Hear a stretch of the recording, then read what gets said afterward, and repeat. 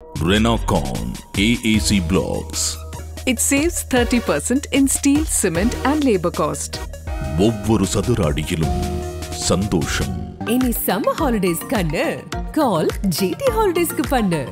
GT Holidays, South India's #1 travel brand. கலைஞனுக்கு தனியுடைமையே கூடாது, பொது உடைமையா இருக்கணும். அதான் கவிஞனுக்கான இயல்பு. ஆனா இளையராஜா நான் சொல்லுகிற இத்தனை இலக்கணமும் 1% கூட கிடையாது. இன்னைக்கும் ஒரு இசை ஞானி தான், ஒரு மாஸ்ட்ரோ தானே இளையராஜா. எங்க ஒரு உயரத்துல தானே இருக்காரு. என்ன யாருக்கு டப்பாங்குத்து பாட்டு பாடுறதா? நிலா அது வானத்து மேல பலானது ஓடத்தின் இதாயா பாட்டு. இந்த பாட்டுக்காயா உன்னை பாராட்ட போறான்? பீத்தோவனுடைய இசையை விட இவனுடைய இசை உலகம் பூரா எல்லை கடந்து பூமி பந்து பூரா போடுன்னு சொல்லி என்ன பண்றாரு, சிம்போனி திருவாசகத்தை சிம்போனில இசைக்க வைக்கணும்னு முடிவு பண்ணி அப்பவே ஒரு 5 கோடி ரூபாய் செலவு. எவ்வளவு? 5 கோடி. இன்னைக்கு அது 500 கோடி செலவு 2000. அப்போ என்ன பண்றாரு, இவரை கூட்டிட்டு எங்க போறாரு, நியூயார்க் போறாரு இளையராஜா. கஸ்பர் கேட்டாராமா இளையராஜா கிட்ட? கஸ்பர் இதை தலைமொழிகிட்டங்கிறாரு. பெரிய ஒரு இசை ஞானி. நம்ம வைரமுத்து சொல்றப்ப அஞ்ஞானி, அஞ்ஞானியா, நல்லவனா கெட்டவனா, ரொம்ப கடுமையான வார்த்தைலாம் சொல்லல சார். அவன் நான் தமிழனா பாக்குறேன், இளையராஜாவும் தமிழனா பாக்குறேன், ஜாதியாலாம் நான் பார்க்கல. தமிழுக்கு கிடைச்ச ஒரு பெரிய பொக்கிஷம். நல்ல மனுஷன் இல்லை, அவ்வளவுதான், நல்ல கலைஞன். இளையராஜா பொறுத்த வரைக்கும் அவரு கலைஞன், அவ்வளவுதான். ஆனா தனிப்பட்ட வாழ்க்கையில மிக மட்டமான மனிதன். மிக நீங்க அதுக்கான உதாரணங்கள் தான் இதெல்லாமே.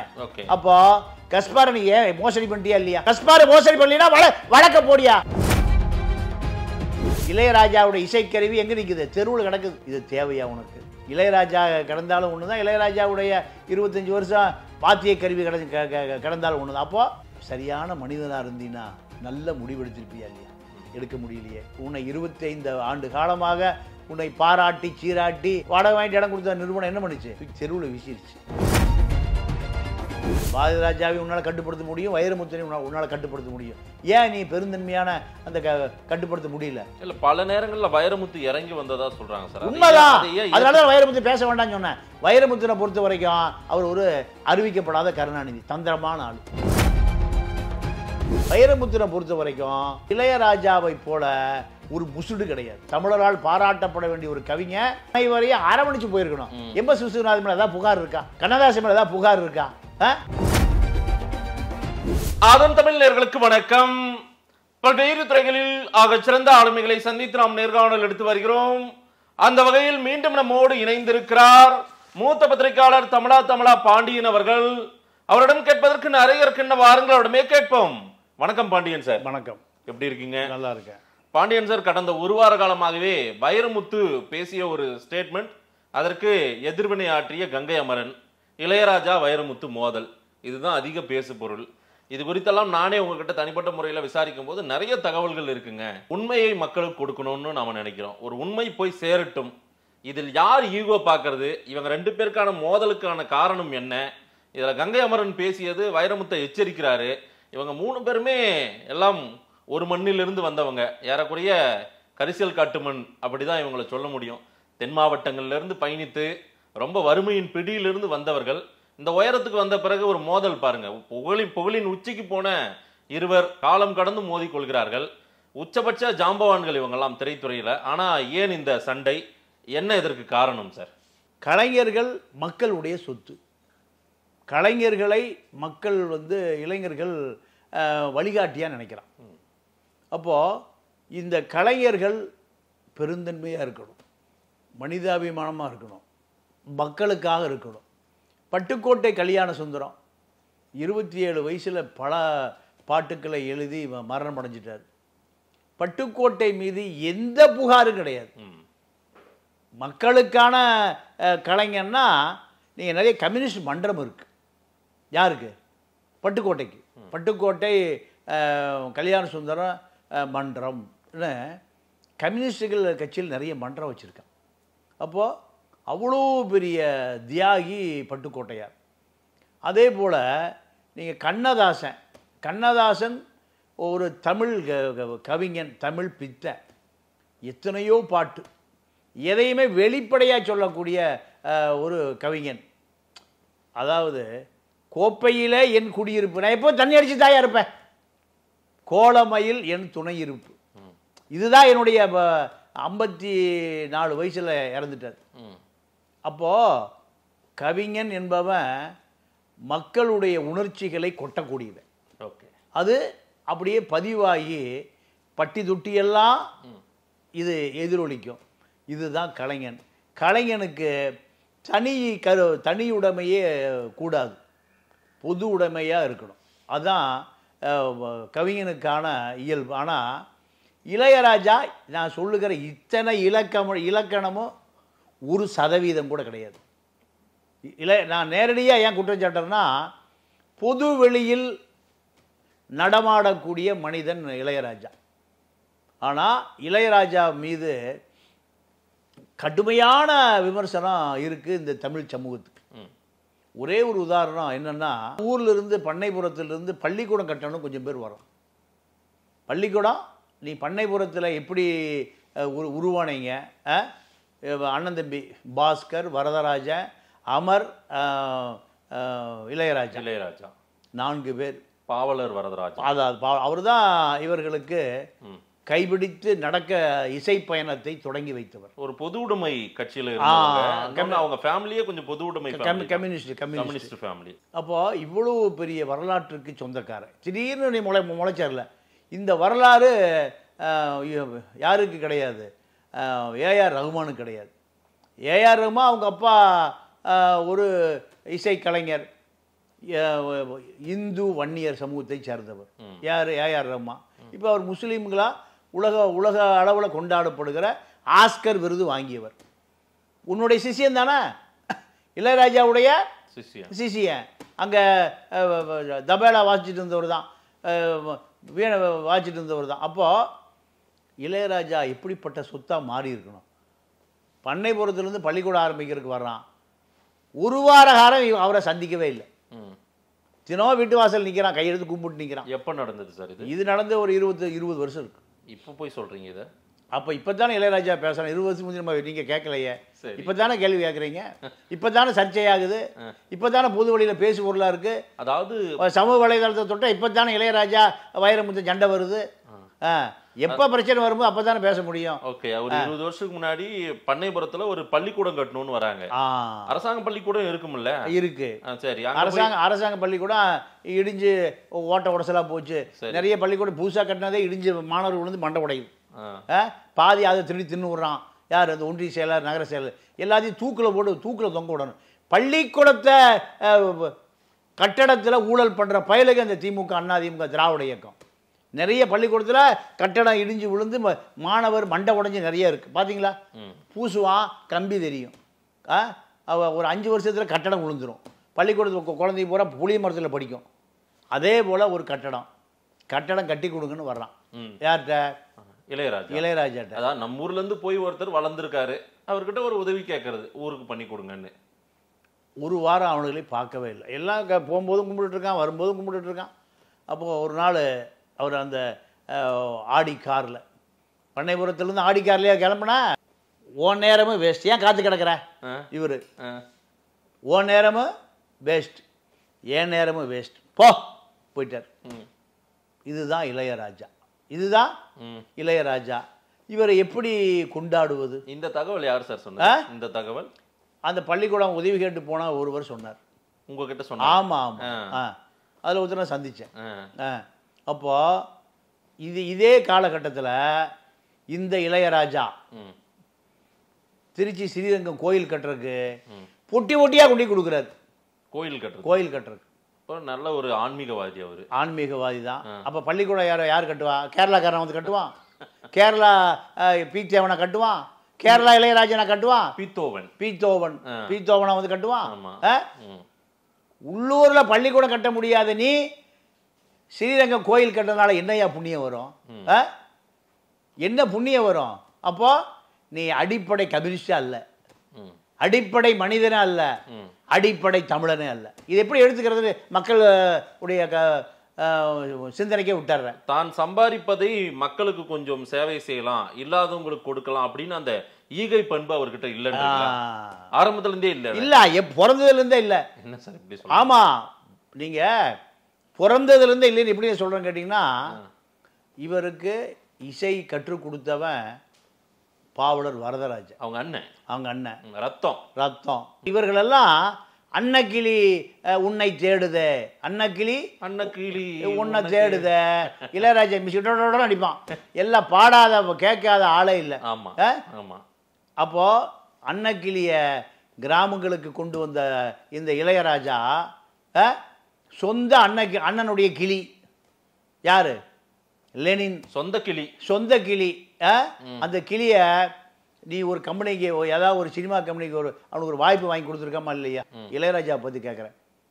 நீ ஒரு எத்தனை இசைக்கலைஞன் வந்துட்டான், இமான், ஹாரிஸ் ஜெயராஜ், எத்தனை பேர் வந்துட்டான். உங்கள்கிட்ட கொட்டடிச்சிட்டு இருந்தால்தான் ஏஆர் ரகுமான், என்ன அடிச்சிட்டு இருந்தாரு? கொட்டடிச்சிட்டு இருந்தால்தான். இப்படி பல பேர் எங்கேயோ எவ்வளோ பேர் உயரத்துக்கு போயிட்டான். ஏன் அந்த லெனினை யாருக்கா தெரியுமா? உனக்கு மனிதாபிமானம் மருந்துக்கு கூட கிடையாது. மருந்துக்கு இருந்தா நீங்க கங்கை அமரவரும் பேசிக்கிறது இல்லை பல வருஷமா. கங்கை அமரவனும் இளையராஜா அண்ணன். ஆமா, அண்ணன் தம்பி உடையான் படைக்கு அஞ்சான், சொறி சிறங்குக்கு அஞ்சான். சொறி சிறங்கு வரும் படம். வைரமுத்து கிட்ட வாக்குவாதம் பண்றது யாரு? அமரன் தான். ஆமா, அதுவும் இல்லைன்னா கேட்க நாதி இருக்காது. யாரு? இளையராஜா அனாத ஆனந்தனா போயிடுவார். கங்கை அமரம் கேட்கறதுனால கேட்கறதுக்கு ஒரு ஆள் இருக்காரு, தம்பி இருக்காரு. தம்பிக்கே அவருக்குமே சுமூகமான உறவு இல்லை. யாருக்கு? இளையராஜாவுக்கும் கங்கை அமரனுக்குமே சுமூகமான உறவு இல்லை. எனக்கு தெரிஞ்சு ஒரு இலங்கை தமிழர் ஒரு படம் எடுக்கிறார். நான் சொல்றது ஒரு 90களில் இளையராஜா மியூசிக் அந்த படத்துக்கு இளையராஜா அப்போ 5 லட்ச ரூபா அட்வான்ஸ் கொடுக்குறாரு கங்கை அமரன்கிட்ட. இளையராஜா தான் மியூசிக் அந்த படத்துக்கு. ஒரு இலங்கை தமிழர் ஒரு படம், அது அவர் இன்னும் இருக்கார். இந்த படத்துக்கு மியூசிக்கை தயார் பண்ணி வேற ஒரு படத்துக்கு கொடுத்துட்டாரு. அப்போ இலங்கை தமிழர் போய் கேட்குறாரு, எனக்கு தானே நீங்கள் அந்த இதெல்லாம் பிட்டெல்லாம் போட்டிங்க, உனக்கு எனக்கு சம்மந்தம் இல்லை போயா. அவனும் எனக்கு யாரும் தெரியாது. யார? சொந்த தம்பிய யார்? அந்த இலங்கை தமிழ் இருக்காரு, அவர் ஒரு தயாரிப்பாளர் இருக்காரு. இல்ல சார், நீங்க எல்லாருமே அலைவுல இருக்கான்றாங்க. இதுக்கெல்லாம் நம்ம சாட்சி இல்லாம பேசுறோம். சாட்சி நான் தான் சொல்றேன். அவ இப்ப அடி போன் அடிச்சு பேச சொல்லட்டுமா? எல்லாம் சாட்சியோட வச்சிருக்கேன். கொடுத்த 5 லட்சம் போச்சு. இல்ல போய் கங்கை அமரனை கேட்டிருக்கணும். கங்கை அமரன் கேட்டு நான் அண்ணன் கிட்ட கொடுத்துட்டேன், அண்ணன் தம்பிகிட்ட கொடுத்துட்டேன். அப்போ 90களில் அப்போ அண்ணனுக்கு தம்பிக்குமே டைம் சரியில்லை. அண்ணனுக்கு அப்போ இதுதான் இளையராஜா பொறுத்த வரைக்கும். அப்புறம் எங்கே போய் லெனினை அவர் பாராட்டி சீராட்டி நீங்கள் மேலே கிரீடத்தில் வைப்பார். நீங்கள் 2000 நம்ம பாதிரியார் கஸ்பார், ஜெகத் கஸ்பார், தமிழ் பாதிரியார், தமிழ் அடையாளம், தமிழ் அடையாளம். அவர் ஈழ போராட்டத்துக்காக பல இன்னல்களை இம்சைகளை ஐரோப்பா நாடுகள், என்னுடைய நண்பர் இருக்கார் பிரான்ஸ்ல, உங்களுக்கு தெரியும், தர்ஷன் நேரடியாக பார்த்து சாட்சியோடு என்கிட்ட சொன்னார். பிரான்ஸ்ல உளவுத்துறை இவரை கைது பண்ணி வச்சிருக்கான். யாரு? கஸ்பார, ஜெகத் கஸ்பார. என்ன குற்றச்சாட்டு? கஞ்சா கடத்தினாரா, கோகைன் கடத்தினாரா, இல்ல ஏதாவது அபின் கிபின் ஏதாவது கடத்திட்டு போனாரா, ஹராயின் கடத்தினாரா, கேட்டமேன் கடத்தினாரா? ஒன்றும் இல்லை. மெத்தப்பட்டமேன் கடத்தினாரா? அது அந்த வழக்கெல்லாம் இல்லை. என்னையா வழக்கு? புலிகளுக்காக நிதி சேமிச்சார். சரி, புலிகளுக்காக நிதி சேமிச்சு அந்த பணத்தை புலிகளுடைய ஆயுதம் வாங்குகிற அந்த கேபிட்ட கொடுத்தார். இதுதான் அமெரிக்காவில் அவர் மீது வழக்கு. யார் மேல? பாஸ்போர்ட் ஜெகத் கஸ்பார் மேல. அமெரிக்காவில் இதே போல நிதி சேகரிச்சு எத்தனையோ பாதிரியார் இருக்காங்க, எல்லாமே தேவாலயத்தில் ஜெபம் பண்ணிட்டு இருக்காங்க. இந்த பாதிரியார் என்ன பண்றாரு? புலிகளுக்கு உதவி செய்ய போறார். ஏன்னா பிரபாகரன் நேர்ல பார்த்தார். வெரிதாஸ் ரேடியோவில் இருக்கிற பொழுது பிரபாகருடைய பேட்டி, பல பேட்டி. நீங்க 5 நிமிஷம் 2 நிமிஷம் பார்த்த ஆளுகள்லாம் கட்சி ஆரம்பிச்சிட்டான். இப்போ ஜெகத் கஸ்பாரை பொறுத்த வரைக்கும் பிரபாகரனோடு நெருங்கிய தொடர்பில் இருந்தவர். நெருங்கிய வெரிதாஸ் வானொலி தான் புலிகள் கேட்கக்கூடிய வானொலி. வெரிதாஸ் வானொலியில கஸ்பர் வேலை பார்த்தார். கஸ்பருக்கும் இளையராஜாவுக்கும் என்ன சம்பந்தம்? அது அருமையான கேள்வி. அப்போ கஸ்பார் என்ன பண்றாரு? ஜெகத் கஸ்பார், இந்த தமிழ் பாதிரியார், இந்த இசை கலைஞனை நேராக எங்கே கொண்டு போனோம்? நீங்கள் சொன்னீங்களே பீத்தோவன். ஆமாம், பீத்தோவன். பீத்தோவனுடைய இசையை விட இவனுடைய இசை உலகம் பூரா எல்லை கடந்து பூமி பந்து பூரா போடுன்னு சொல்லி என்ன பண்றாரு? சிம்போனி, சிம்போனி, அதாவது திருவாசகம், திருவாசகத்தை சிம்போனில இசைக்க வைக்கணும்னு முடிவு பண்ணி அப்பவே ஒரு 5 கோடி ரூபாய் செலவு. எவ்வளவு? 5 கோடி. இன்னைக்கு அது 500 கோடி செலவு 2000. அப்போ என்ன பண்றாரு? இவரை கூட்டிட்டு எங்க போறாரு? நியூயார்க் போறாரு இளையராஜா. கஸ்பார் என்ன பண்றாரு? சோனி கம்பெனி இருக்குல்ல, சோனி கம்பெனிக்கே போறாரு. எதுக்கு? இவருடைய இசையை பதிவு செய்வது. நியூயார்க்ல இவர் தன்னுடைய மகனை யுவன் சங்கர் ராஜா கூட்டிட்டு போறாரு. இதே போல அடுத்து என்ன பண்றாருன்னு கேட்டீங்கன்னா, ஹங்கேரி தலைநகர் புடாபெஸ்ட், அங்க 150 வெள்ளக்கார இசை கலைஞர் அவர்களுக்கு இணையாக அப்போ ஒரு நாள்லயே பல லட்சம் டாலர்களை செலவு பண்ணி இங்கிலீஷ் ரெக்கார்டிங் சோனி ஸ்டுடியோவில், அதாவது சிவபுராணம் இங்கிலீஷில் மொழிபெயர்க்கிறாங்க. சிவபுராணத்தை திருவாசகம், ஒரு பக்கம் சிவபுராணம் இங்கிலீஷில் மொழிபெயர்த்து அது சிம்பொனி. ஒரே நேரத்தில் 200 இசைக்கலைஞர், உலகத்தில் இருக்கிற எல்லா இசைக்கருவியும் வச்சு இசைக்க சொல்லி அதை ரெக்கார்டு பண்ணி, அதுக்கெல்லாம் இசையமைப்பு இளையராஜா. ஓகே. அப்போ உலகத்தில் இருக்கக்கூடிய அத்துணை இசைக்கருவிகளையும் ஒன்றா இசைக்க வச்சு அதை திருவாசகம் அதில் பாடி, சிவபுராணம் பாடி, இது எல்லாத்தையும் பதிவு செய்கிறாரு நம்ம தமிழ் பாதிரியார். தமிழ் பாதிரியார். நீங்க இது எதுக்காக பண்றாரு? இது எதுக்காக அந்த வேலையை? ஒரு வரலாறு பதிவு செய்யறாரு. ஓகே. இத ஒருங்கிணைக்கிறது அவரு ஜெகத் பாதிரியார், ஜெகத் கஸ்பார். சரி சரி. ஏன்னா அவரு தமிழ் மீது உள்ள ஆர்வம் தான். ஓகே. வேற எந்த காரணம் இல்ல, தமிழ் மீது உள்ள ஆர்வம் தான். இப்படி எல்லாம் செய்யணுமே அப்படி இளையராஜாவை வச்சு பண்ணும். இளையராஜா ஒரு தமிழன், வேற எந்த பாதிப்பும் இல்லை. இளையராஜா ஒரு தமிழ் அடையாளம், தமிழ் சொத்து, ஒரு தமிழ் கலைஞர். இவனுக்கு உலக அங்கீகாரம் கிடைக்க வைக்கணும். இதற்காக இந்த முயற்சி செய்யறாரு. இது எவ்வளவு பெரிய பாரிய முயற்சி. இப்படி செஞ்ச இந்த பாதிரியார வீரமா முனிவனை நீங்க என்ன பண்ணிருக்கணும்? கொண்டாடி இருக்கணும். அங்கேயே சண்டை. யார்கிட்ட? கஸ்பார்கிட்ட. எனக்கு பாதி, இப்ப எனக்கு பாதி ரைட்ஸை கொடு. இவர் சொல்றாருல வைரமுத்தன், அதாவது ஒரு பாடல்னா அந்த பாடலுக்கு இசையும் முக்கியம், மொழியும் முக்கியம், பாடல் வரியும் முக்கியம். அப்போ நான் என்ன கேட்குறேன், இப்போ நம்ம சன் பிக்சர்ஸ் என்ன படம்? கூலி. கூலியில படம் அந்த டீசர்ல இளையராஜாவுடைய வரிகள் வருது.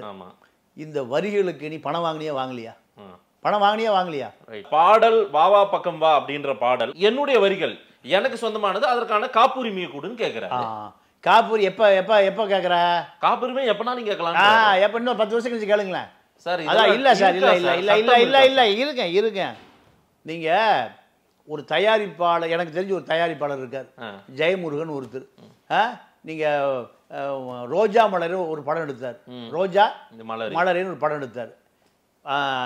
முரளி கதாநாயகன், முரளிக்கு பணம் கொடுத்துட்டார், மியூசிக் அடிச்சவனுக்கு பணம் கொடுத்துட்டார், பாடினவனுக்கு பணம் கொடுத்துட்டார், பாடினவனுக்கு எல்லாம் பணம் கொடுத்து, உனக்கு எது ரைட்ஸ் இல்லை எல்லாம் எழுதி வாங்கிட்டார், பணம் கொடுத்து வவுச்சர் வச்சிருக்காரு. இப்போ அந்த பாட்டு டிவிலையோ ரேடியோவிலையோ போட்டால் அதை ஒரு கம்பெனிக்கு வித்துட்டார், ஒரு இசை கம்பெனிக்கு வித்துட்டாரு. இசை கம்பெனி என்ன பண்றான்? ப்ரொடியூசருக்கு ராயல்ட்டி பண்ண பணம் கொடுத்துட்டு இருக்கான். ஏன்னா பாடியது ஒருத்தர், இசையமைச்சது ஒருத்தர், எழுதியவர் ஒருத்தர். இதுக்கெல்லாம் யார் பணம் கொடுத்தா? ப்ரொடியூசர் பணம் கொடுத்துட்டாரு. பணம் கொடுத்து, ஏப்பா உன்னுடைய இசையை, உன்னுடைய பாடலை, நீ பாடியதை எல்லாத்துக்கும் என்ன தொகைன்னு சொல்லு. 10,000 ரூபாயா? இந்த 10,000 வாங்கிக்க, உனக்கு இதுக்கு இனிமே சம்பந்தம் இல்லை. ஆனால் இளையராஜாவின் பாடல்கள் மட்டுமல்ல சார், இன்னைக்கு அவங்களுடைய படைப்புகள் அத்தனைக்கும் ஒரு காப்புரிமை, காப்பிரைட்ஸ் வாங்கணும்னு ஒரு ரூல்ஸ் இருக்குன்னு சொல்றாங்க. இல்ல ரூல்ஸ் இருக்குன்னு பாடலாசிரியர்களுக்கும் போதான், அதே போல பாடலாசிரியருக்கும் போது, பாடிய சிங்கர்களுக்கும் போது, காப்பிரைட்ஸ் போயிட்டு இருக்குது. இளையராஜா மட்டும் ஒன்றும் காப்பிரைட்ஸ் கேட்கல, காப்புரிமை கேட்கல. நிறைய பேர் இங்க வந்து ராயல்ட்டி கேட்டுட்டு தான் இருக்காங்க, வாங்கிட்டு தான் இருக்காங்க.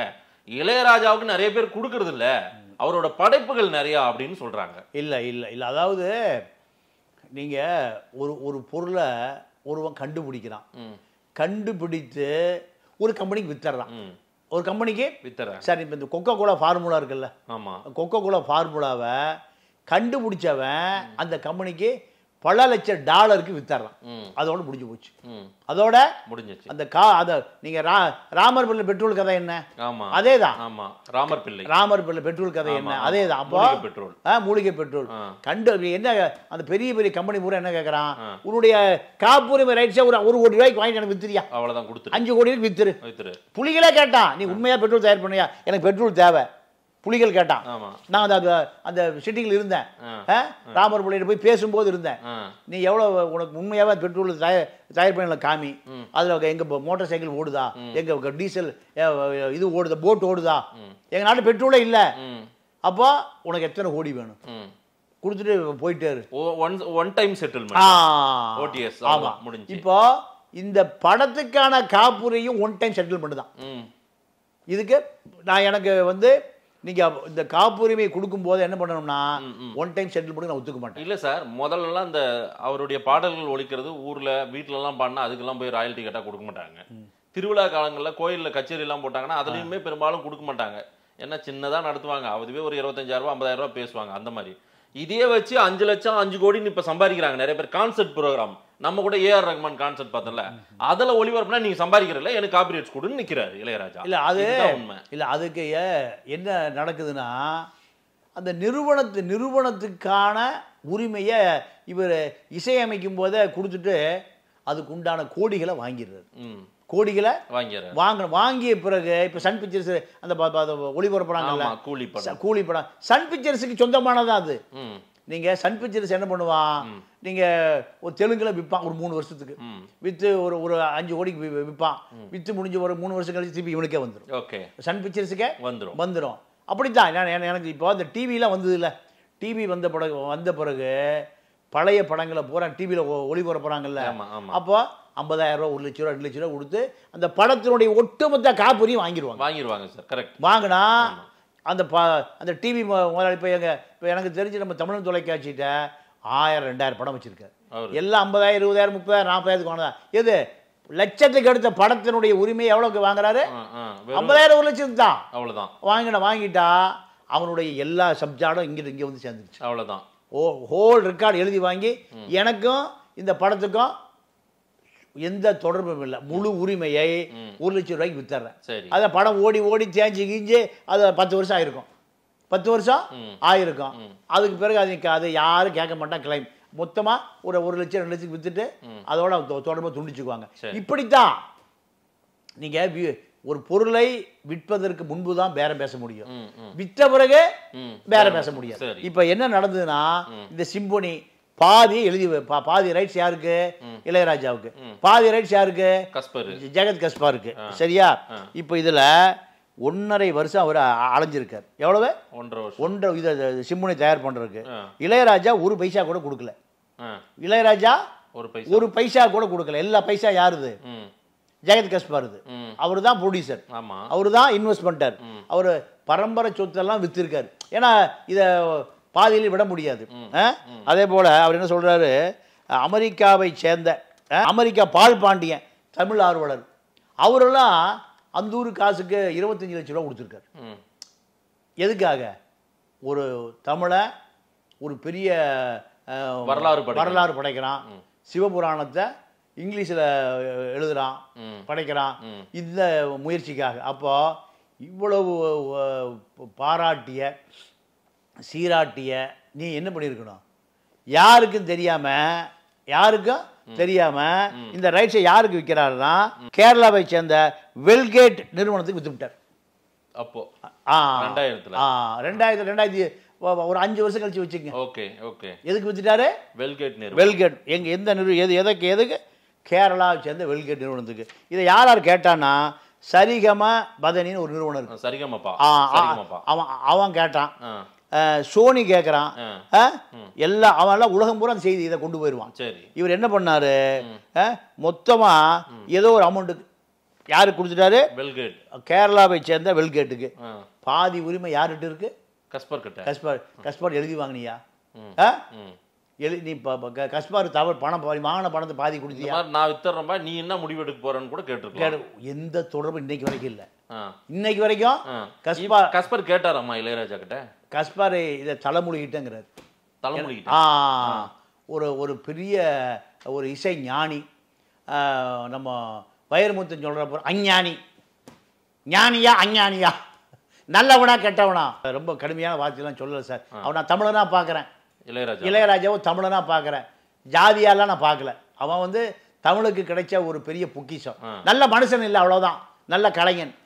நல்ல கங்கை அமரன் என்னன்னா வைரமுத்து நல்ல மனுஷன் கிடையாது, ஆனால் நல்ல ஒரு அவரு, அதாவது அவர் சார் இந்த வைரமுத்து ரோலே இல்லை சார், வைரமுத்து பெரிய விஷயமே இல்லை சார். இதுல கஸ்பர் கேட்டாரா இல்லையா, இளையராஜா கிட்ட முறையிட்டாரா இல்லையா? பல முறை கேட்டார், பல முறை போராடினார், போன் எடுக்கல, தொடர்பு இல்லை, ஆனால் வித்துவிட்டாரு.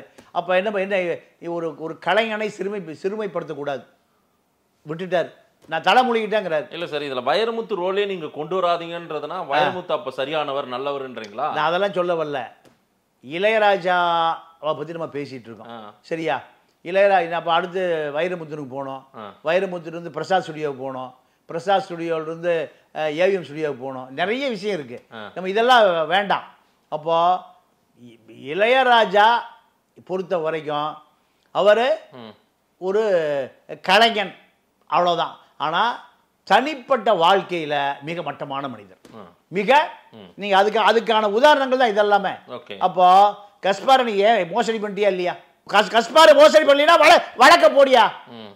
நான் எங்கே மோசடி பண்ணேன்? கஸ்பார் எழுதி கொடுத்துருக்காரு பார், எழுதி கொடுத்துட்டு பொய் சொல்கிறாரு. நம்ம மூலம் விஷயம் வெளியே வரட்டும் சார். மாதேஷ் மூலம், பாண்டிய மூலம் விஷயம் வெளியே வரட்டும், ஆதன் மூலம் விஷயம் வெளியே வரட்டும். யோ கஸ்பாருக்கு நான் ஒரு 50 லட்ச ரூபா வாங்கி 20 லட்ச ரூபா கொடுத்துட்டேன், 1 கோடி வாங்கினேன், 50 லட்சம் கொடுத்து சொல்லட்டும் இளையராஜா. அப்படியே கஸ்பாருக்கு தமிழகத்துக்கு வந்து சேரட்டும். என்கிட்ட 1 பைசா வரலைங்கிறாரு. யாரு? கஸ்பார். 1 பைசா வரல. என்ன நான் விட்டுட்டாங்க. நான் எவ்வளோ ஆர்வமாக ஒரு இந்த கலைஞனை எங்கே கொண்டு போனேன், நியூயார்க்குக்கும் ஹங்கேரிக்கும் கூட்டிகிட்டு போய் 150 இசை கலைஞர்கள் நான் எப்படி ஒருங்கிணைச்சிருப்பேன். ஒரு சின்ன வேலை கூட செய்யல. யாரு? இளையராஜா. அத்தனை பேரையும் எங்கள் கிறித்துவ நண்பர்கள் தான் உதவி செஞ்சான், தமிழ் நண்பர்கள் தான் உதவி செஞ்சான், தமிழ் ஆர்வலர்கள் தான் உதவி செஞ்சான். அத்தனை முயற்சி பண்ணேன் நான். 1.5 வருட காலம். ஒரு காலகட்டத்தில் எனக்கு பணமே இல்லை, என்னுடைய பரம்பரை சொத்தை விற்றேன், எல்லாம் அநியாய விலைக்கு விற்றேன். ஏன்னா இது எப்படியா சக்ஸஸ் பண்ணிடணும். இளையராஜாவே ஒரு வரலாற்று சாதனையாளராக காட்டிட்டுனா அதில் என்னோட பங்கு. ஓகே, இதுதான். இதுக்காக இவ்வளோ முயற்சி பண்ணி என்ன உதாசீனப்படுத்திட்டாரு, என்ன மதிக்க கூட இல்லை. என்னைய அவர் ஒரு சக மனிதனாக கூட நினைக்கலைங்கிறாரு. இல்லை சார், அந்த காலகட்டம் வர்றேன். அதே போல் ஐங்கரன்னு சினிமா ஃபாரின் ரைட்ஸ் வாங்குற ஒரு இலங்கை தமிழர் ஐங்கரன், அவனுக்கு மொத்தமாக கொடுத்துருக்காரு. ஐங்கரன் ஃபிலிம்ஸ்னு இந்த லைக்கா மாதிரி ஒரு குரூப் இருக்கான் தெரியுமா, ஐங்கரன் ஃபிலிம்ஸ், அவனுக்கு மொத்த ரைட்ஸ் விற்றுருக்காரு. எது? அந்த சிவபுராணம், சிம்பொனி, திருவாசகம் எல்லாத்தையும் வித்துருக்காரு. இல்ல இதான் ஏற்கனவே கேரளாவில் ஒருத்தருக்கு வித்தாச்சு. கேரளாவை வித்தது இந்தியன் ரைட்ஸ், இது வந்து இன்டர்நேஷனல் ரைட்ஸ். ஓகே. சினிமா வந்து தமிழ்நாடு, ஆந்திரா, இந்தியன் விற்பாங்கல்ல, பிரிச்சு விற்பாங்கல்ல, அது போல இங்க ஒரு அமௌண்ட் அங்க ஒரு அமௌண்ட். இதுல கஸ்பார் கையில் போட்டிருக்காரா? கஸ்பாருக்கு பங்கு போச்சா? அதுவும் வரல, இதுவும் வரல. அப்போ நீ இதெல்லாம் தெரிஞ்சுதானே செய்யற. இதுக்கு என்ன பேரு? இது ஒரு கையாடல் மாதிரி. இது ஒரு கலைஞனை போய் நீ கையாடல் பண்ணிட்டா, மோசடி பண்ணிட்டா, சீட்டிங் பண்ணிட்டா, இதெல்லாம் நான் சொல்ல விரும்பல. ஏன்னா ஒரு தமிழன். பிரபாரன் சொன்ன மாதிரி தான். உனக்கு எப்பயா கோவம் வரும்? இதான் கஸ்பார் கேட்குறாரு, ஜெகத் கஸ்பார் நேரடி பேட்டி பிரபாரன் கூட. அப்போ பார்த்தீங்களா அதான் வீடியோவை? பார்த்தேன். உனக்கு எப்பயா கோவம் வரும்? என்னுடைய இனத்தை ஒருத்தன் அழிக்கிறான்னா எனக்கு என்னுடைய கோபம் என்னை கட்டுப்படுத்த முடியாது. பிரபாரன் சொன்னது. தமிழனை எவனாவது ஒருத்தன் அழிக்க முற்பட்டால் என்னுடைய கோபம் என்னால் கட்டுப்படுத்த முடியும். அவன்தான் என்னுடைய எதிரி, என்னுடைய இனத்தினுடைய எதிரி, என்னுடைய எதிரி. இதுதான் பிரபாகரனுடைய வாசகம். நான் இப்போ நான் இளையராஜா ஒரு தமிழன். நான் அப்படி தான் பார்க்குறேன். அந்த தமிழனை சிறுமைப்படுத்துவதை நம்ம உண்மையாகவே யாராக இருந்தாலும் ஏற்றுக்கொள்ள முடியாது. ஆனால் நீங்கள் யூத பழமொழியை நம்ம இந்த நேரத்தில் ஞாபகப்படுத்தணும். யூத பழமொழி, ஒரு உதவி செய்தால் 100 உதவி செய், சரி, ஒரு துரோகம் செய்தால் 100 துரோகம் பண்ணும். இதுதான் யூத பழமொழி. அதனால தான் யூத 26 முஸ்லீம் நாடுகளுக்கு தண்ணி காமிக்கிறான். தமிழை நீங்கள் என்ன பண்ணுறான், ஒரு ஒரு உதவி செஞ்சா 100 துரோகம் பண்ணுறான், 100 துரோகம் பண்ணால் 1000 துரோகம் பண்ணுறான். இவனுடைய அடையாளம். அப்போது இந்த சிம்பொனி பல சிம்பொனிகளாக மாற வேண்டிய இளையராஜா என்னாச்சு, உன்னோட போச்சு. எத்தனை சிம்பொனி, தேவாரம், திருவாசகம், திருக்குறள், சீவக சிந்தாமணி, 10 பாட்டு, 15 எல்லாத்தையும் எங்க கொண்டு எது வரைக்கும் எங்க சேர்த்துருக்கலாம்? உலகம் முழுக்க ஒவ்வொரு தமிழ் வீடுகள்லையும் இதை என்ன பண்ணிருக்கலாம், ஒழிக்க வச்சிருக்கலாம். சுப்பிரபாதம் ஒழிக்க வச்சதை போல இளையராஜா ஒவ்வொரு வீடுகளிலும் தேவாரமா, திருவாசகமா, சிம்பொனியாக ஒழிக்க வைப்பதற்கான முயற்சி தான் இந்த பாதிரியார் கஸ்பார் எடுத்தார். இதை ஆரம்பத்திலேயே இதை மோசடி செய்து இதை நீங்கள் கஸ்பாருக்கு தெரியாமல் ஐங்கரனுக்கும் கேரளாவை சேர்ந்த வெல்கேட் நிறுவனத்துக்கும் விட்டு சாப்பிட்டார். அப்போது இவர் உண்மையான இசைக்கலைஞனா? ஏன் அன்றைய காலகட்டங்களில் அமரன் வந்து கங்கை அமரன் ரொம்ப நெருக்கமாக இருந்திருப்பார்ல, அவர்கிட்ட கூட கஸ்பார் முறையிட்டு இருக்கலாம்ல போயிட்டு. நீங்கள் அதான் இந்த 16 வயதில் கமலஹாசன் சொல்லுவான், குத்துக்கல், தெருவிளக்கு, முனிசிபாலிட்டி, கங்கை அமரனுடைய மகன் வெங்கட் பிரபு, அப்புறம் அந்த ஏவிஎம் வாசலில் அந்த பொம்மை சுற்றுல அங்கெல்லாம் போய் கஸ்பார் ஏன் அங்கே கத்தலைன்னு கேட்குறீங்க. ஏங்க, ஒரு அறிவாளி, ஒரு இசை கலைஞன் ஏமாத்தினதை ஏவிஎம் சரவணனை சொல்லிடலாம். ஏவிஎம் சரவணனை சொன்னால் ஏவிஎம் சரவணன் இப்படி கை கட்டிகிட்டே எல்லாத்தையும் இருப்பார், முடிச்சு கொடுத்துருப்பார்.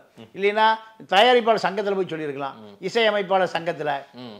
ஏங்க நீங்கள் இல்லை விஷால் ரெட்டிகிட்ட போய் சொல்லியிருக்கலாம், விஷால் ரெட்டி சொன்னால் முடிச்சு கொடுத்துருப்பார். இல்லை உதயநிதியில் போய் சொல்லியிருக்கணும், நயன்தாராட்ட சொல்லியிருக்கணும். இதெல்லாம் சொல்லாமல் விட்டீங்களே நீங்கள் கேட்குறீங்க.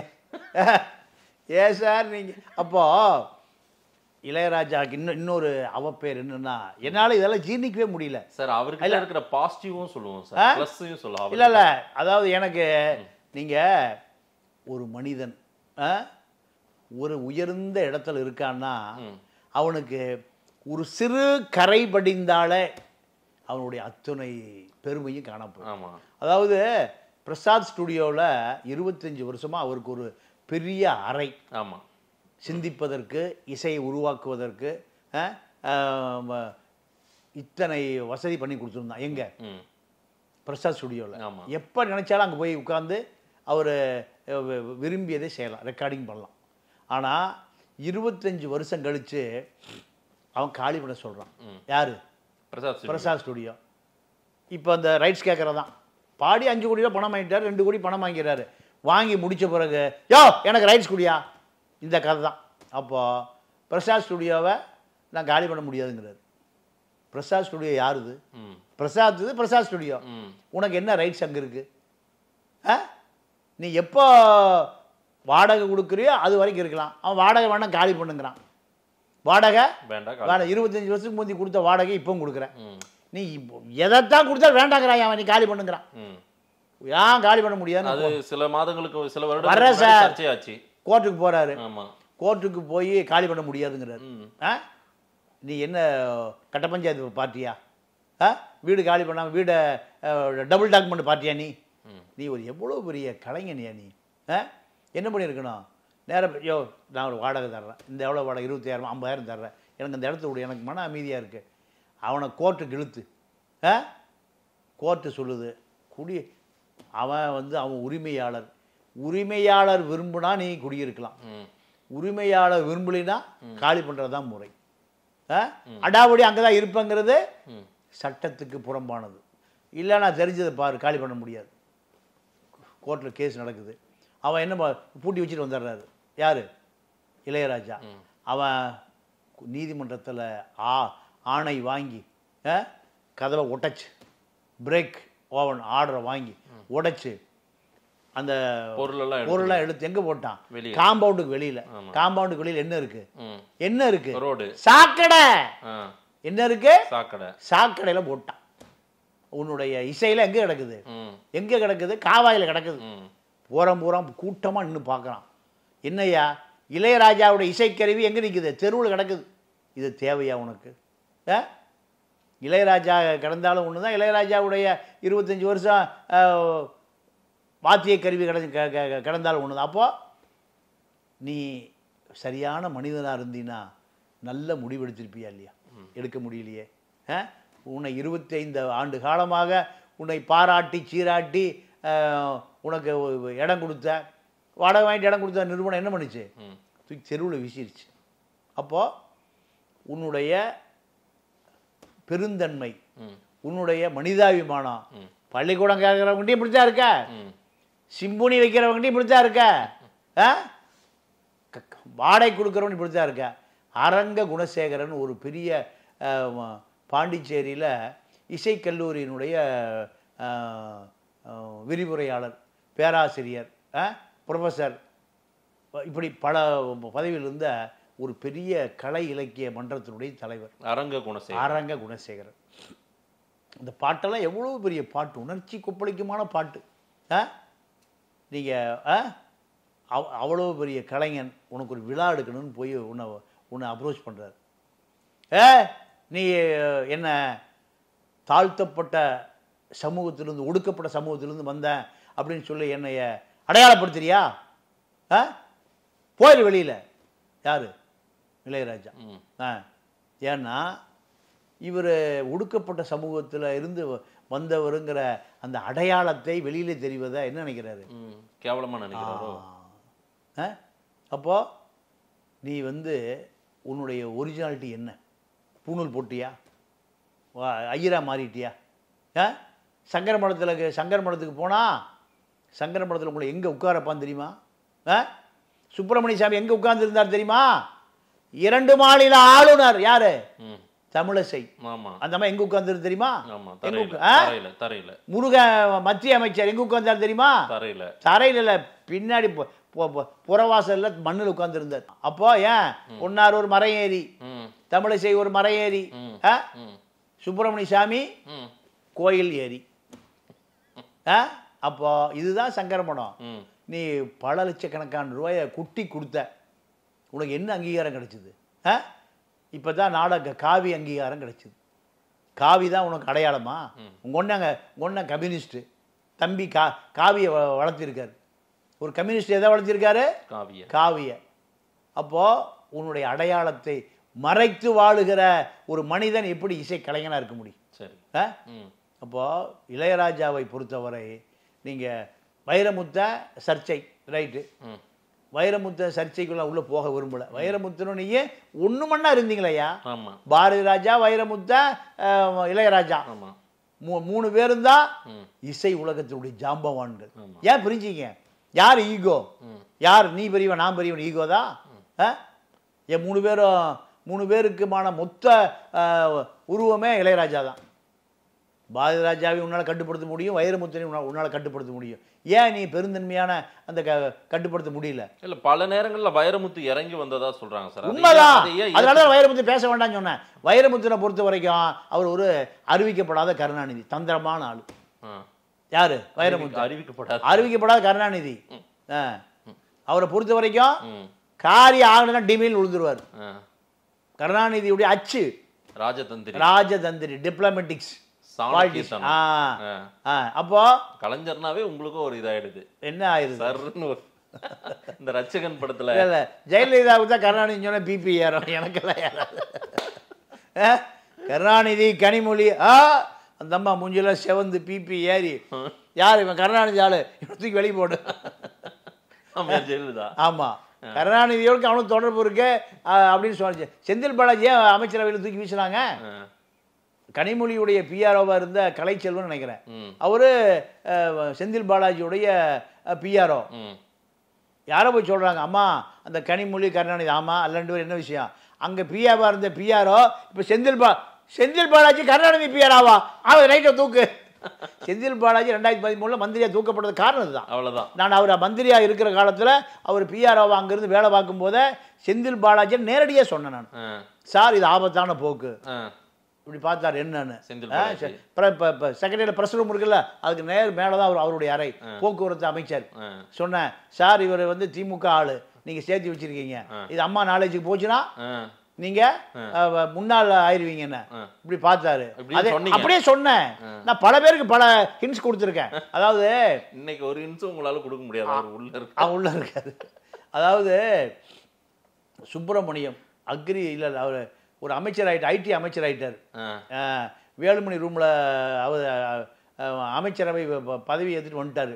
திருப்பத்தூர்கார் மூஞ்சி நல்லா ஞாபகம், பேர் மறந்து போச்சு. கேசி வீரமணியா? இல்லை இல்லை, வீரமணிக்கெல்லாம் முன்னாடி சுப்பிரமணியன் ஏதோ வரும். அக்ரி கிருஷ்ணமூர்த்தியா? இல்லை அவர்லாம் இல்லை, அவர்லாம் திருவண்ணாமலை. ஆமாம் அதே அவர் அமைச்சரானார், ஐடி அமைச்சராக இருந்தார். ஓகே. அவருக்கு ஒரு 1000 பேர் மாலை போடுறான். எவ்வளோ பேர்? 6 மணிக்கு இப்போ கவர்னர் மாளிகையிலேருந்து பதவி ஏற்றுட்டு வர்றாரு. இது 2011 வாக்குலையும் நினைக்கிறேன். ஒரு 1000 பேர் மாலையில் துண்டு சால்வின் போடுறான். நான் அவர்கிட்ட போய் சொன்னேன், சார் இது அம்மாவுக்கு வந்த கூட்டத்தை விட அதிகமாக தெரியுது. என்ன சொல்கிறீங்கன்னாரு. வெளியே 2000 பேர் நிற்கிறான் லாரி புசுக்கில். இது தயவுசெய்து அம்மா நாலேஜுக்கு போச்சுன்னா காலையில் நீங்கள் எக்ஸ் ஆயிடுவீங்கன்னு. அப்படியா? ஆமாம். சரி இரு வர. அப்படி பின்னாடி வெளியே போயிட்டாரு. காலையில் வீட்டுக்கு போயிட்டாரு. காரேறி காப்பாற்றி விட்டீங்க. ஆமாம், இப்படி பல கதை இருக்கு. கருணாநிதினு சொன்னால் பிபி அந்த அம்மாவுக்கு ஏறிடும். அதுதான் சொல்ல வந்தோம் இல்லையா? அப்போ வைரமுத்து பற்றி ஒன்றும் அவர் காரியம் ஆகணும், அவ்வளோதான். அந்த மாதிரி அவர் இறங்கி வருவார். வைரமுத்தை பொறுத்த வரைக்கும் அவரு உதாரணம் வைரமுத்துக்கு எப்படி இறங்கி வருவான்னு நான் சொல்ல வரேன். ஒரு சினிமா கம்பெனியில் பாடல் எழுதி கொடுத்துருப்பார். ஒரு 3 பாடல் எழுதி கொடுத்துருப்பார். பாடலுக்கு 10,000 ரூபா 30,000 ரூபா வரணும். அவர் கடினமாக கடிந்து கேட்க மாட்டார். நான் வைரமுத்து எப்படி கேரக்டர் சொல்ல வரேன். அதனால தான் நான் இளையராஜாவை வந்து அந்த கேரக்டருக்குள்ள பூத்த முடியல. சரி பாப்பா, படம் வித்தாச்சுன்னு தெரிஞ்சு வச்சுங்க. படம் வித்தாச்சு, இவர் பாடல் எழுதின படம் வித்தாச்சு தெரிஞ்ச பிறகு நேரம் போய் உட்காந்துருவார். அப்புறம் இந்த பக்கம் வந்தேன், பார்த்துட்டு போனான்னு வந்தேன். வைரமுத்து அப்போ அன்னைக்கு பணம் வந்துட்டு இருக்கோம், இல்லை வந்துடும். அப்போ நேராக போயிடுவார். அங்கே ஒரு ஆளை வச்சிருப்பார். அமைச்சர் அறையில் பியூனை வச்சிருக்கிற மாதிரி போய் அப்புறம் பேசி படம் எப்படி நல்லா போயிட்டு இருக்கா, அப்போ வித்தாச்சா போனாச்சா? ஆமாங்க, நல்ல விலைக்கு வித்துட்டேன், எப்படி நாளைக்கு பணம் நம்ம பேமெண்ட் அப்படியே பார்த்து போட்டுருக்கேன், ஒரு செக்கப் போட்டு கொடுத்துருங்களேன், கையோட போட்டு கொடுத்துருங்க, நாளைக்கு பணம் வந்துடும்ல, நான் இதுக்காக இப்படி வர முடியும் அப்படின்னு சொல்லி தற்செயலாக அந்த வழியாக வந்தேன், மேலே ஏறிட்டேன், இதுக்காக வரல. யாரு? வைரமுத்து. இப்படி எல்லாம் சொல்லி என்ன பண்ணுவார்? பேமெண்ட் செக்கை வாங்கிட்டு வந்துடுவார். அப்போது வைரமுத்து போன பீரியடில் 2006-11 எந்த்ரால் ஏஜென்சிஸ், இதெல்லாம் எவனும் சொல்ல மாட்டான். எந்த்ரால் ஏஜென்சின்னு ஒரு ஏஜென்சியை வச்சு அரசு விளம்பரம் பத்திரிகைக்கு போகுது இல்லை? ஆமாம். அதில் அந்த எந்த்ரால் ஏஜென்சி வழியாக தான் பத்திரிகைகளுக்கு போகும் அரசு விளம்பரம். 1000 கோடி ரூபா போகும் வருஷம், 5 வருஷத்துக்கு. எந்த்ரால் ஏஜென்சி எவ்வளோ தெரியுமா கமிஷன்? 10%. 1000 கோடிக்கு எவ்வளோ கமிஷன்? 100 கோடி ரூபா கமிஷன் வாங்கினார். யாரு? வைரமுத்து. 2006-11 ஆட்சியில், திமுக ஆட்சியில். கருணாநிதி பெருந்தன்மையா சரியா வச்சுக்க எடுத்தியா போயா? நான் அரசவை கவிஞர். நான் வத்தலக்குண்டிலிருந்து தேனி போகும்போது அந்த மஞ்சளாறு பாயும் பாட்டெல்லாம் போடுவாங்க, அங்கே நின்று பார்த்தேன். ஒரு பெரிய பிரம்மாண்ட பண்ணை இருக்கு, ஒரு 50 ஏக்கராவில். வைரமுத்தன் மாளிகை எங்க? கொடைக்கானல் அடிவாரத்தில். எங்க? கொடைக்கானல் அடிவாரத்தில். யாரு வச்சிருக்கா? மஞ்சளாறு பாயுமாறு. அது ஆத்தோர ஒட்டிய ஒரு பெரிய பிரம்மாண்ட கேட்டு வைரமுத்து எத்தனை ஏக்கராவில் பண்ணை வீடு வச்சிருக்காரு? 50 ஏக்கராவில். சரி. அப்போ இதெல்லாம் கருணாநிதிட்டு இருந்து அவர் அடைந்த பலன். கருணாநிதிட்ட அடைந்த பலன். அப்போ வைரமுத்தினை பொறுத்த வரைக்கும் இளையராஜாவை போல ஒரு முசுடு கிடையாது. ஏன் முசுடு? அவர் அதுக்கு எப்படி வார்த்தை? நீ தமிழரால் பாராட்டப்பட வேண்டிய ஒரு கவிஞர், நீ அனைவரையும் அரவணைச்சு போயிருக்கணும். எம்.எஸ். விஸ்வநாதன் மேலே ஏதாவது புகார் இருக்கா? கண்ணதாசன் மேலே ஏதாவது புகார் இருக்கா? அதாவது கடங்காரனாவே செத்து போன ஆள் கவிஞன் கண்ணதாசன் தான். அன்னைக்கு பணம் வந்து அப்படியே செலவு பண்ணிடுவார். சரி. யாரு? கண்ணதாசனும் எம்.எஸ். விஸ்வநாதனோட காம்பினேஷன் இல்லை உலகத்தில் கிடைக்குமா? எந்த புகார் எந்த காலத்துலயே? காசு பணத்தை அவனுக்கு கேட்கறதே இல்லை. மக்களுக்கான கவிஞன்னா யாரு? கண்ணதாசன். கண்ணதாசனும் எம்.எஸ். விஸ்வநாதன் தான். இந்த உலகம் இன்னும் கொண்டாடுதே. பட்டுக்கோட்டை கலியார சுந்தரத்தை அதாவது குறை சொல்லிட முடியுமா? மக்கள் மக்கள் மாமக்களுடைய கவிஞனா கொண்டாடுதே. ஆமா. உன்னை ஏன் கொண்டாடலை? எங்க பார்த்தாலும் உன் மேல என்ன விமர்சனம் தானே வருது. உன்னை எவ்வளவு பேர் உயரத்துக்கு கொண்டு போனான் யாரு? இந்த பாதிரியார், இந்த கஸ்பார். அப்போ உண்மையாகவே இளையராஜா இந்த சிம்பொனியை உண்மையாகவே அது சக்ஸஸ் பண்ணியிருந்தாருன்னா வீடுகள் பூரா 10 கோடி பேர் தமிழ் உலகம் பூரா இருக்கான். 10 கோடி வீட்லேயும் இளையராஜா பாடிட்டே இருப்பார். எது? திருவாசகமா, தேவாரமா, திருக்குறளா இருக்குமா இருக்காதா? அடுத்தடுத்து அந்த வேதனை தான் சார் நான் சொல்கிறேன். ஓகே, நீங்கள் அந்த வேதனை தான் சொல்கிறேன். திருக்குறளை 150 இசை கலைஞர்கள் இசையமைச்சு நீ பாடுனா திருக்குறள் எப்படி இருக்கு? தேன் வந்து பாயுது காதினியில, இன்ப தேன் வந்து பாயுது காதினியில. பாரதிதாசன் பாடின பாட்டு. உண்மை உண்மை உண்மை. இதெல்லாம் நீங்க இன்னும் மேல வந்திருப்பாங்க. ஆனா இன்னைக்கும் ஒரு இசை ஞானி தான், ஒரு மாஸ்ட்ரோ தானே இளையராஜா. எங்க ஒரு உயரத்துல தானே இருக்காரு. என்ன என்ன யாருக்கு டப்பாங்குத்து பாட்டு பாடுறதா? டப்பாங்குத்து அதாவது நிலா அது வானத்து மேல பலானது ஓடத்தின் இதாயா பாட்டு. இந்த பாட்டுக்காயா உன்னை பாராட்ட போறான்? சிம்பொனி எங்க, திருக்குறள் எங்க, தேவாரம் எங்க, திருவாசகம் எங்க, 10 பாட்டு 11 கீழ்களை இதை பாடுனா வாய் மணக்கையா தமிழ். நிலா அது வானத்து மேல பலானது ஓடத்தின் மேல பசிக்குது பசிக்குது தினந்தினந்தான். ஏயா இதான் பாட்டு? தின்னா பசி அது அடங்கிடுதான். ஏண்டா இதாயா சிம்பொனி? ஒரு கலைஞனை எதுங்க பாராட்டுவான்? ஏன் பிரபாரம் 1000 ஆண்டு காலம் பிரபாரம் ஏன் பாராட்டுறான்? அவனுடைய வீரம் தானே, அவனுடைய தியாகம் தானே. இந்த பூமி பந்து இருக்க வரைக்கும் ராஜராஜ சோழனை பாராட்டுகிற அத்தனை வரலாறு பிரபாரம் பாராட்டுவான். ஏன் திரை இசை பாடலை விட இந்த சிம்போனி அவருக்கு அந்த வருத்தத்தை தாங்க நான் திட்டுறேன். அந்த வருத்தம் தாங்க. ஒரு தமிழனுக்கு இப்படி ஒரு வாய்ப்பு, ஒரு மராட்டிக்காரன், கன்னடத்துக்காரனுக்கு, இந்திக்காரனுக்கு, எந்த மொழிக்காரனுக்கு இப்படி ஒரு வாய்ப்பு கிடைக்கலைங்க. இந்த பாதிரியா தாங்க செஞ்சான். செயல் அடப்பட்டு அந்த பிரான்ஸ்ல நண்பன் சொன்னான், அவ்வளோ சித்திரவதை பண்றானுங்க. எங்க தர்ஷன் சொன்னான். தர்ஷன் அன்னைக்கு பூரா எங்க நின்று அந்த போலீஸ் ஸ்டேஷன் வாசல்ல நின்று இருந்திருக்கேன். என்னோடையும் பேசியிருக்காரு தர்ஷன். நீங்க இல்ல தர்ஷனும் கஸ்பாரும் பேசிக்கிட்டத நான் அருகில் இருந்து கேட்டப்ப 2 பேர் இருக்கத்தானே செய்யறாங்க. இந்த பாதிரியாரு புலிகளுக்காக வசூல் பண்ணா ஒரே குற்றத்துக்காக அவ்வளவு சித்திரவதை பண்ணானுங்க. எங்க? பிரான்ஸ்ல. பிரான்ஸ் போலீஸ், பிரான்ஸ் அரசாங்கம். எங்க உனக்கு இந்த பணம் எங்க சேர்த்த? சமூக விரோதியா, சட்ட விரோதியா, கஞ்சா விற்கிறவன் யார்கிட்ட சேர்த்த? இந்த பணம் உனக்கு ஏது? இத்தனை கோடி டாலர் ஏது? எங்க? பிரான்ஸ்ல, அமெரிக்காவில் எல்லாம் தடை பண்ணி வச்சிருந்தான். இந்த ஆள் எங்க போனாரு? எவன் தமிழ் உணர்வாளர் அவங்கள்ட்ட போய் வசூல் பண்ணி மொத்தமாக கொண்டு புலிகிட்ட கொடுத்து மருந்து வாங்கிக்க, மாத்திரை வாங்கிக்க, உடை வாங்கிக்க, இதுக்கு தான் இருந்தாலும் வசூல் பண்ணாரு. அப்போ இதையும் ஒரு பணியா செஞ்சார். என்ன பணி? உன்னைய திருக்குறளை, தேவாரத்தை, திருவாசகத்தை கஸ்பரும் இளையராஜா அவர்களும் சந்திக்கவே இல்லை. அதற்கு ஏங்க தமிழ்ல தாங்க எங்களுக்கு சொன்னாரு. தமிழ்ல தான் சொன்னாரு. நான் தலை முடிக்கிட்டேங்கிறாருங்க. மானஸ்தன் கஸ்பார் மானஸ்தங்க. தெரு சண்டைக்கெல்லாம் வள்ளியா அவரு கேள்விப்பட்டீங்களா? கோர்ட்டுக்கு வந்திருக்காரு வள்ளிய. கோர்ட்டுக்கோ நீதிமன்றத்துக்கோ சட்டமோ இவன் யாரு நம்ம பிரசாத் சொல்லி தெருவில் போட்ட மாதிரி அவர் எடுத்துக்க போ. நான் என்னுடைய அதான் பரம்பரை சொத்தை பணம் பத்தில் பல பேர்ட்ட கேட்ட வந்து சேரல. அங்கே உடனே எல்லாத்தையும் அந்த இசை கலைஞர்களை பூராத்தையும் நான் வந்து இத்தனாம் தேதி நான் ஃபிக்ஸ் பண்ணிட்டேன். ஆர்கனைஸ் பண்ணியாச்சு. அன்னைக்கு போல பணம் அவனுக்குலாம் பணம் கொடுக்கணுமா இல்லையா? அவன்லாம் என்ன திருவாசம் பாடிட்டு வாய் மணக்கனா போயிடுவான். திருப்புகளை பாட வாய் மணக்கனா பணம் கொடுக்கணும், டாலர் கொடுக்கணும். சரி, அப்போ இவ்வளவு சிரமப்பட்டேன். இந்த ஆள் எந்த ரிஸ்க்கும் எடுக்கல. ஏன் இந்த உயரத்துக்கு வந்த பிறகும் அவர் வந்து தான் வந்த பாதையை மறந்து விட்டார்? தான் எப்படி இருக்கணும்னு தன்னை தகவமைக்கலையா? ஒருவேளை அப்படி அது என்ன காரணம் கேட்டிங்கன்னா, செயற்கையாகவே இயற்கையாக 2 பேர் இருக்கான். நீங்கள் அதுக்கு ஒரே ஆள் பெரியார் தான். இயற்கை, அதாவது ஒரு மனிதன் தன்னை செயற்கையாகவும் மாற்றிப்பான், இயற்கையாகவே இருப்பாங்க. அதுக்கு ஒரே ஆள் பெரியார். நான் பெரியார் தானே.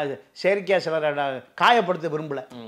பெரியார்ட்டு இருந்தால் கற்றுக்கணும். அதாவது ஜிடி நாயுடு ஒரு பெரிய தொழிலதிபர், கோடீஸ்வரன். ஜிடி நாயுடு பெரிய தொழிலதிபர், பெரிய கோடீஸ்வரன். அவர் ரயிலில் சென்னைக்கு வர்றதுக்கு ரயில்வே ஸ்டேஷன் வர்றாரு. கருப்பு சட்டை நடமாட்டம். என்ன நடமாட்டம்? கருப்பு சட்டை நடமாட்டம். பெரியார் ஊருக்கு கோயம்புத்தூர் சென்னை போகிறாருன்னு கேட்க, ஆமாம் எங்கே அவருன்னு கேட்குறாரு உதவியாளர்கிட்ட. அவர் அந்த தேர்ட் கிளாஸில் உட்காந்துருக்காருங்கிறாங்க. இதில் third class, first class, second class, third class. Third கிளாஸில் அன்னைக்கு வந்து ஜென்ரல் கம்பார்ட்மெண்ட்டில் கட்டை தான் இருக்கும். ஆமாம், கட்டை மேலே தான் உட்காரு. போயிருக்கீங்களா அதில்? இல்லை, நீங்கள் நான் போயிருக்கேன். கட்டையில் போயிருக்கேன். கட்டை தான். நிறைய பேர் இப்போ 60 வயசு இருக்கிறவங்க ரயிலில் போனவங்களும் கண்டிப்பாக கட்டையில் போயிருப்பான். அப்போது தேர்ட் கிளாஸில் அப்போது ஓடி போகிறாரு. போய் முதல்ல ஃபர்ஸ்ட் கிளாஸ் டிக்கெட் வாங்கிட்டு அனுப்புகிறாரு. யாரை? ஜிடி நாயுடு. வாங்கிட்டு வர்றாரு. அந்த டிக்கெட்டோடு ஓடுறாரு. ஒவ்வொரு தான் பாடுறாரு. கருப்பு சட்டைக்காரர் கும்பலாக நின்னா அதை பெரியார் இருக்காரு. ஜனவழியே போய், என்ன இப்படி இருக்கீங்க, இந்த மக்களுக்கு நீ 100 வயசு வரைக்கும் போராடணுமையா, இந்த கட்டையில் போய் தேர்ட் கிளாஸில் வெயில் வேகம் அடிச்சுட்டு இருக்க, ஃபர்ஸ்ட் கிளாஸ் டிக்கெட் இது, முதல் வகுப்பு டிக்கெட்டு வாங்கிட்டு வந்துட்டான். மாறியா போயா மாறியா, சரி நான் தோழர்களை பண்ணி ரயில் போய் நீ கிளம்பு நான் பார்த்துக்கிறேன், டிக்கெட்டை ஷாப்பில் வச்சுட்டாரு. அவர் அந்த பக்கம் நான் சொன்னேன், வித்துட்டு வான்னு கொடுக்குறாரு. வித்துட்டு வான்னு? ஏன் நான் எப்போ இதில் தான் போவேன், ஒரு டிக்கெட் வீணாக போயிருமியா, அந்த காசை விற்று பெரியார் சுயமரியாதை இயக்கத்தில் சேர்த்துருவோம். எதை?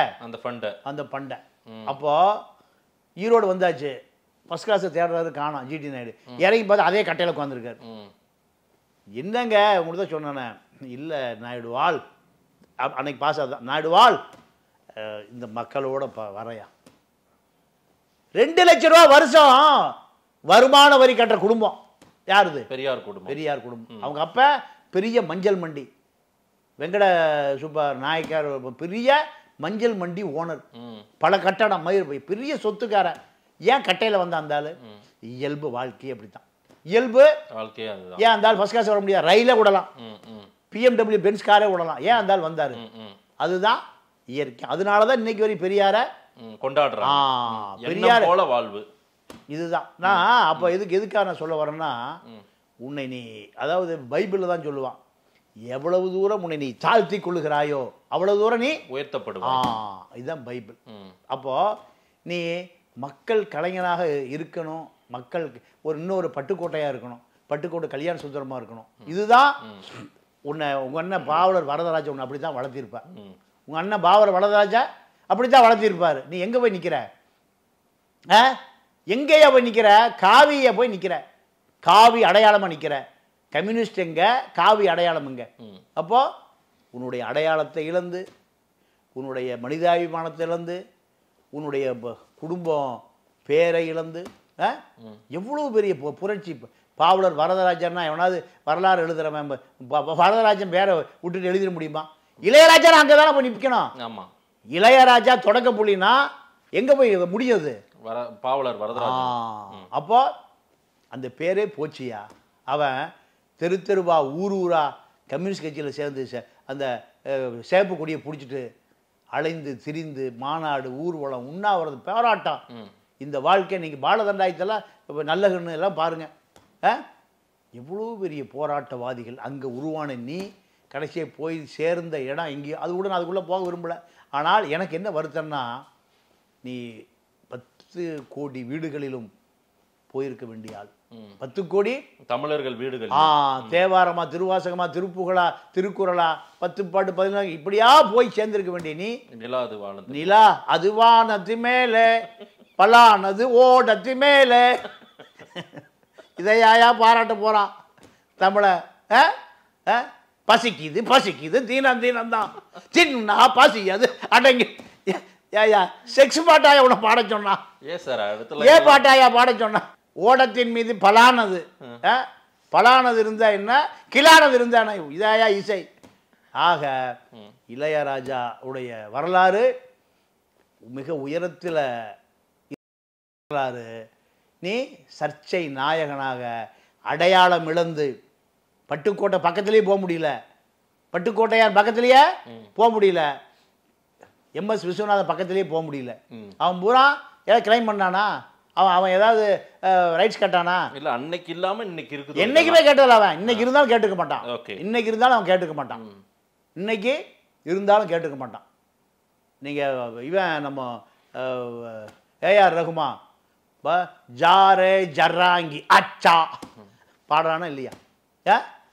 உன்னை எதாவது இளையராஜான்னு எது ஞாபகம் வருது? ஓடத்தின் மேலே பலானது தான் ஞாபகம் வருது. ஆக ஒரு கவிஞன், ஒரு இசையமைப்பாளன், ஒரு பாடகன், ஒரு நடிகன், இவனெல்லாம் எம்ஜிஆரை சினிமா நடிகர்னா எம்ஜிஆர் தானே. எனக்கா அந்த ஆள் கிளைம் பண்ணானா? அந்த ஆள் சொத்து பூரா எங்கே கிடக்கு? கண்ணு தெரியாதவன் பள்ளி, காது கேட்காதவன் பள்ளி, ஊனமுற்றவன் பள்ளி. இலங்கைக்கு போயா கால் இல்லாதவன் பூரா எம்ஜிஆர் கால் தான் போட்டுட்ருக்கான். நான் கண்ணால் பார்த்தையா, ஒரு ஆட்டாக்காரனை பார்த்தேன், காலில் ஆட்டோ ஓட்டுறான். நான் இலங்கைக்கு போயிருக்கிற போது எம்ஜிஆர் காலியானா? எம்ஜிஆர் உங்காலே அவர் கால் எப்படியா உனக்கு கொடுத்தாருண்ணே? இல்லைங்க, ஜெய்ப்பூர்லேருந்து காலு போன கன்னிவெடியில் காலு போனவனுக்கு பூரா எல்லாம் கடத்தி கொண்டு வந்து கொடுத்தாருங்க எம்ஜிஆருங்கிறான். எது காலை? அப்போ எம்ஜிஆர் எங்கே வாழ்கிறாரு? கடல் கடந்து கடத்திட்டு போய் காலை கொடுத்தா கால் போட்டிருக்கான், செயற்கை கால் போட்டு ஆட்டோ ஓட்டுறான். அப்போ இதுதாயா நீ பல கோடி சம்பாரிச்சு போகும்போது எடுத்துகிட்டு போறியா? உன் மகன் போச்சு, எத்தனை கோடி இருந்தவனை காப்பாற்ற முடிஞ்சுதா? சரி. அப்போ மக்கள் கவிஞனாக வாழ வேண்டிய நீ இனிமேலாவது எதிர்காலத்திலாவது மக்கள் கவிஞனாக, மக்கள் கலைஞனாக வாழ வேண்டும். அப்படி வாழாதது தான் நமக்கு இருக்கக்கூடிய வருத்தம். நிறைய விஷயங்கள் சார் நீங்க சொல்லி இருக்கிறது, இதை அப்படியே கொடுப்போம், மக்கள் சொல்லுவார்கள், உரியவர்களுக்கும் போய் சேரட்டும். நேரில் வந்து நேரம் கொடுத்து பேசியமைக்கு நன்றி திரு பாண்டியன். நன்றி, வணக்கம்.